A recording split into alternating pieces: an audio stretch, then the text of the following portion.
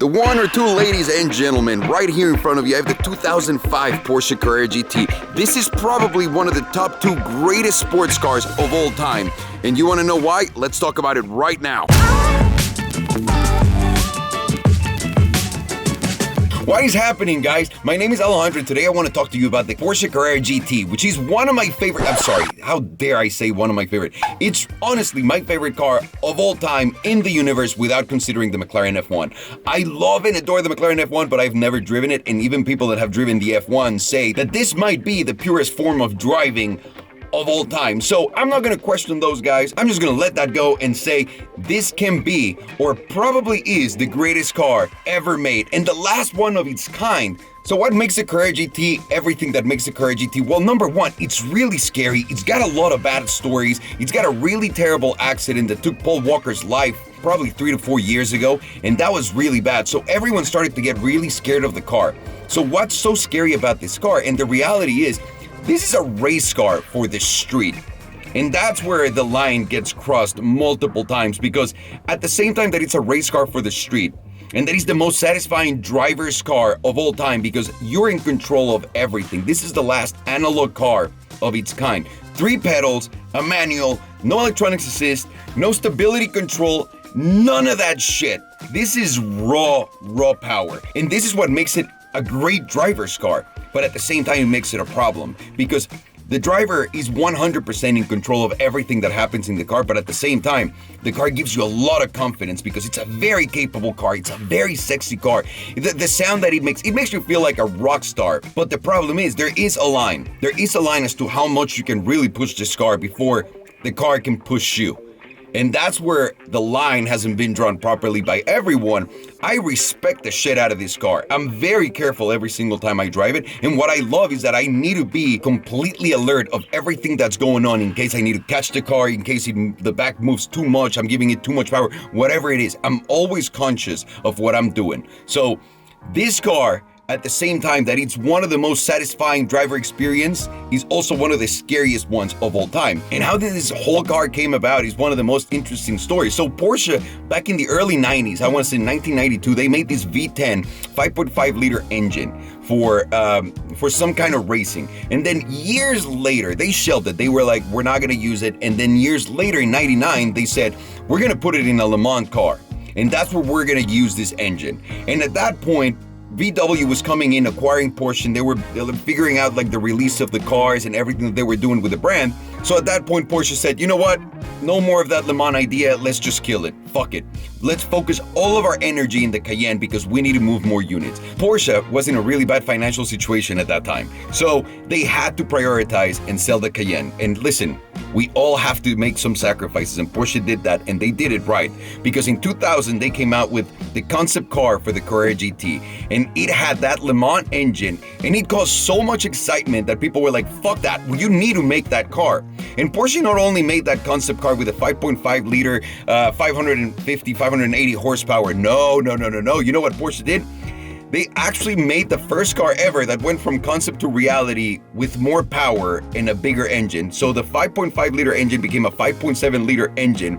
And then the horsepower went up to 612 horsepower. And that, ladies and gentlemen, is why this car is so fucking insane in all aspects of its existence. So how about let me show you the whole thing and that's what she said. And let's just go. Let me show you the whole thing. And I want to start right here from the beginning, people. We're looking at the outside and you're seeing that the car is pink. First of all, it's not pink. I swear to God. The color is called Ruby Stone Red. And if you guys think about it for a second, have you ever seen a stone, a ruby in a stone, right? And you know when you see through them or you put them against a white background or even against the sky, it turns a little pinkish. This is why this color is called Ruby Stone Red. It's supposed to be a shade of red that's almost like see-through within the pink family. So it's epic. The guys at Galpin Autosports, which is gas, are the ones who did this for me, and I appreciate the shit out of it. This is my favorite color of any Porsche ever made, and I just couldn't pass on putting it on my favorite Porsche of all time. So Oh, I love you! So now let's get into the meaty part of the story, which is this beautiful beast that was produced in 2004, but the first units were 2003. So those were the first ones that came out of the assembly line. And the one thing you're gonna notice right away when you're looking at a Porsche Carrera GT is you see the center lug, how it's pink right here, and it's gonna be pink right here, right? Now let's go on the other side. And you'll see that they're blue, homies. That's right. And it's not that I painted them and I'm attacking well, I am attacking motherfucker, but I didn't do this. And the reason why they do that is because when you're racing, when you want to change the tires fast, you can tell which tires are from what side just based on the color, so you don't fuck up and you can do it efficiently. So even at that, that's what Porsche is thinking about. And even though the car came out so long ago, it already had xenon lights, which for a sports car was insane. That really helps visibility at night. And I'm so glad that they made it to this car, because this is one of the first generation cars that had it. And there's no denying that the design of this car is timeless and it's beautiful, gorgeous. But more than just the design, because I'm sure you guys have seen it on YouTube videos and any other pictures, the most impressive thing to me is the aero bit that goes along with the car. If you look at this, it curves, like the cabin curves into the car. And also right here on the back, it does the same thing. It gives you one of these. So why did they do that? Obviously, aero was a big part of why this car was so epic at driving, and that is one of the major components on this beast. I mean, not a lot of people pay much attention to this, but look at that door. Porsche was doing it right back then, holy shit. And as we continue our tour of the outside of the car, you can see back here the wing. And of course, I have it up, you know, like a fine gentleman, always having my wing up. And I adore the way it looks, but honestly, this wing comes up at 70 to 75 miles an hour.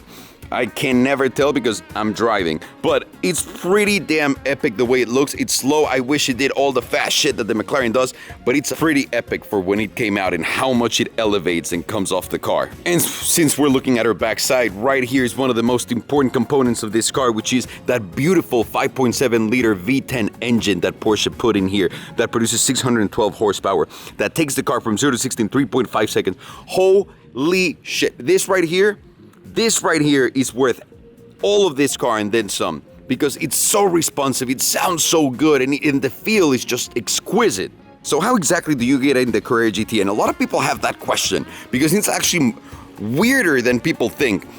You see this right here. You're not supposed to just put your hand up here and that does the trick. No, you're supposed to stick it all the way in here, and that's what she said, and then just pull. I want you guys to see how big of a gap there is here. And then you pull right here and the door opens. But a lot of people just can't gauge how deep that is. And since the door is already open, let me show you guys like the little secret compartment right here. You click on that and then immediately it opens and there's a bag inside. Now, most of you are probably wondering what's inside of the bag. We're not gonna talk about that right now. No, I'm just kidding. There's just garbage in here. Honestly, there's nothing inside. A lot of people that have these cars don't realize. I didn't realize this existed for a year. I had the fucking car for a year, didn't realize. Now, have I used it? Not once, but it's there for, you know, in case you ever need to stash anything and for anyone to be confused about it. And since we're already on the door, let's just stay on the door. You guys see all the carbon fiber that's right here. I mean, the full door is made out of carbon fiber. And even here, behind the seats right here, do you guys know why? And the answer is, this is a carbon fiber monocoque, and the base for it, the frame, is also carbon fiber. What does that mean? It adds rigidity to the drive. So whenever you're driving hard and you're changing directions quickly and you're moving with the car and just struggling with it, the car remains stiff, remains straight, and that gives you way better handling. So in today's world, there's no space for anything other than that monocoque, but Porsche was killing the carbon fiber game back in 2003, 2004, holy shit. Also, have you ever wondered why the ignition is right here on the left rather than on the right side? Let me explain to you guys. Let's pretend that I'm racing and I'm coming in here fucking running, and then slow motion I just jump in like a badass motherfucker. Whoa! I land right here, and as I'm coming in, foot's on the clutch, throw that in, boom, turn the car on. My hand's already ready for the wheel and my other hand's already ready for this. They legitimately do this so they can save 0.2 seconds in racing. And this to me speaks about how serious these guys are at racing, and that they mean business. And now on to the second part of that. So you guys see how the stick shift is so close to the steering wheel. And the reason why for that, and it also looks weird, but mind you, this is actually the best position for a stick shift ever. Aside from that, and my personal preference, you're right here driving and you want to switch gears, you go immediately here and back into the steering wheel. There's no lag from going all the way here. So If Porsche can cut 0.01, 0.02 seconds on something, they'll do it so they can get the fastest car out there. And that talks about and that speaks about their commitment in racing and how fucking serious they are about this shit. That's impressive. And now every car, no matter how perfect they are, they all have their bad things. And the bad thing about this one is when you close the door and you're trying to put the e-brake on, which is right here, guess what's gonna happen? You're gonna bang your watch, if you're wearing a watch, against this all day, every day. And honestly, mine was so bad, it has scratches everywhere. I just had the guys at Gas also redo this whole part, and it looks brand new. But it's so fucking terrible. This was the only stupid thing that Porsche did, but I guess I understand. There's no other place to put it. And right when this car came out, it's exactly when I started to fall in love with Porsche. It's when the 996s came out. And this setup right here, with the revs right here, your miles an hour being so small right here, and everything else, just a simple cluster like this, I adore. I love, love, love. Mind you, the 996 Porsches now are complete pieces of shit and irrelevant in Porsche history, but wow. I adore this, and look at how much it fucking revs. And this is a car that was produced in 2003, 4, 5, 6, right? And until today, this car got to 205, 204 miles an hour. That was the top speed, or that is the top speed of the car.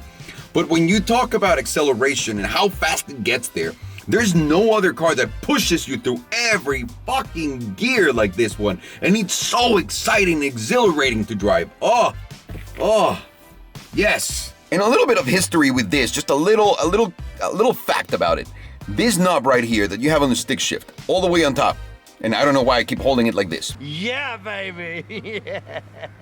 All the way right here, it's a wooden one, and they also offered a carbon fiber version, but they only did it later on. The reason why this is wood is because it's paying an homage to the 917 from Le Mans back in the day. So I was gonna change it to carbon fiber, but once I figured that was the case, that it was an homage for the 917, I decided to leave it. I adore like quirky shit like that.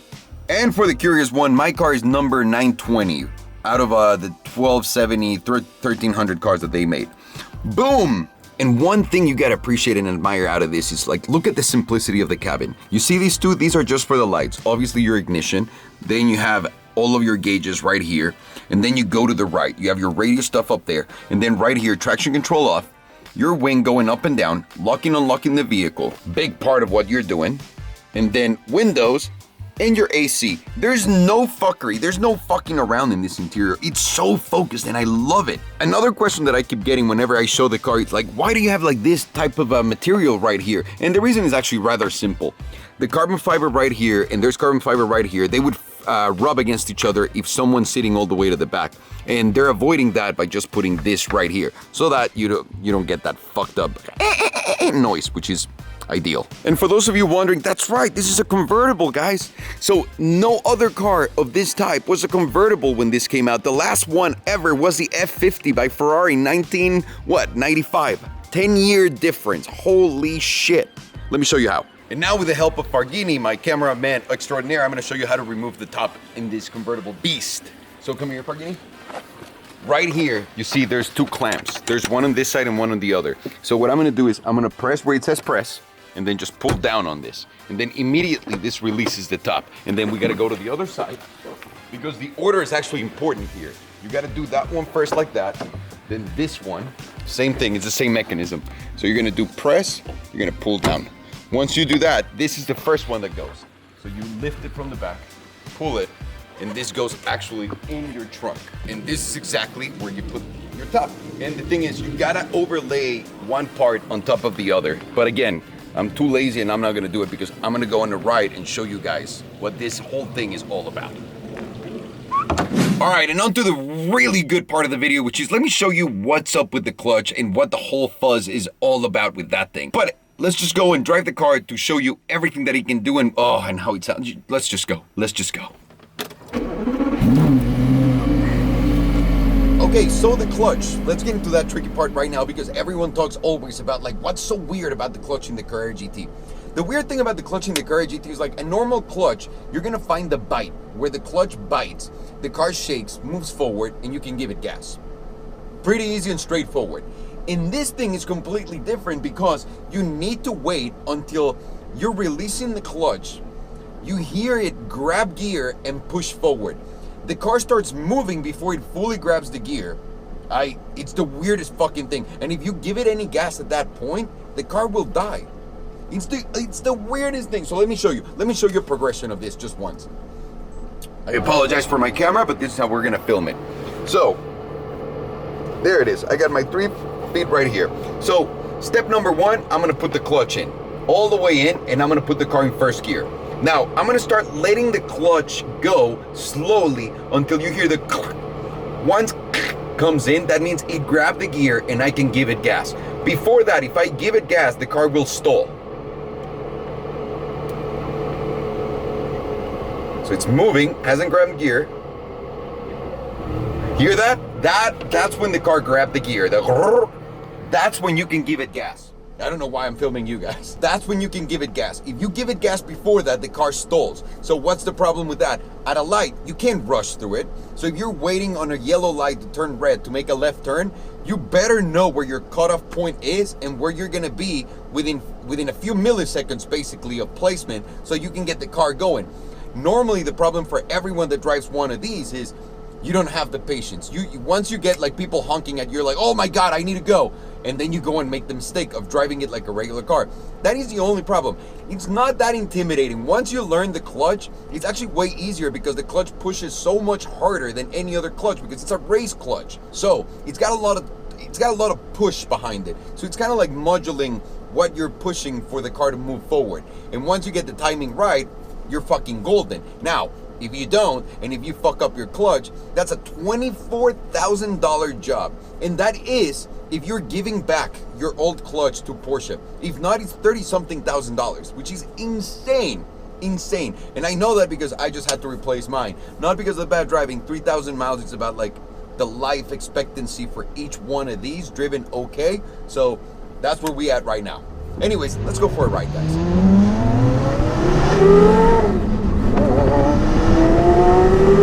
So how is it driving one of the most intimidating cars of all time? A car with such a history, a car that has literally deaths below its belt. And I gotta tell you guys, at low speeds, this is very, very, very easy to drive. It feels like a nice GT, even though the suspension is stiff as fuck, for obvious reasons, right? The stiffer, the better it is for the track. So you get to feel everything, and because everything is made out of carbon fiber, you get to hear everything too. And that's a good thing. You get to hear the exhaust, you get to hear the engine, you get to hear the clutch, you get to legitimately hear everything that's happening in the car. And not only that, you get to control everything that happens in the car. Yeah, the car has traction control, but that traction control only provides so much help. And by that I mean, when the wheels spin forward, this is the dumbed down version of it. When the wheels spin forward, the car will stop. But when you're going sideways, the car will keep going because it does not have a stability control. And in today's day and age, if you wanted to build a car without stability control, it would be illegal. As you've seen by all the many lawsuits and debts that this car has taken or put under its belt, you'll understand what I'm talking about. No other car maker would be willing to touch that shit with a 10-foot pole. No one wants anything to do with anything so dangerous and reckless. But at the same time, it's so insane that we were able to build this car. And this was the perfection of the car. I really think so. I think the manual cars got to perfection with the Carrera GT. Anything beyond that was just, let's just try to make the car better. But as a driver's car, as an experience, the Carrera GT sits at the top of that pinnacle. Again, the F1, the McLaren F1 could be that. I have not driven it, but that's more of a unicorn to me. So, this car that drives like a motherfucker, that it's so dangerous because it's a rear-wheel drive car. It has 612 horsepower that gets thrown into the back. Is it really crazy to drive? And the answer is no. No, it's not crazy. But the awesome thing is you need to be paying attention the whole time you're driving, because if the car breaks loose, you gotta know what you're doing to catch it. And if you don't, you're gonna be in a very bad predicament, and you're probably gonna be another stat, and you don't wanna be a stat in one of these cars. Now, the car is low, one of the lowest cars ever. It does not have a lift system. And if you get to scratch it, if you really hit the car at the bottom of it, like good, that's gonna be a $40,000 bill you're gonna get. Just for that alone. And that's the thing about these cars that you can't really enjoy anymore like that, because maintenance is getting so out of control and so expensive, but the build quality of the car is insane, insane. This was the last car that put the driver in full control of the car and to the level that he does. And let's talk about calibration, by the way, because everyone says, why don't you get a 1200 horsepower GTR? Why don't you buy a Hellcat that has 707 horsepower, more horsepower than this one? Yeah, but the way they calibrated this car, the way the clutch, the gearbox, the accelerator, the engine, and everything works together is incomparable to any other car I've ever driven. Like no other car.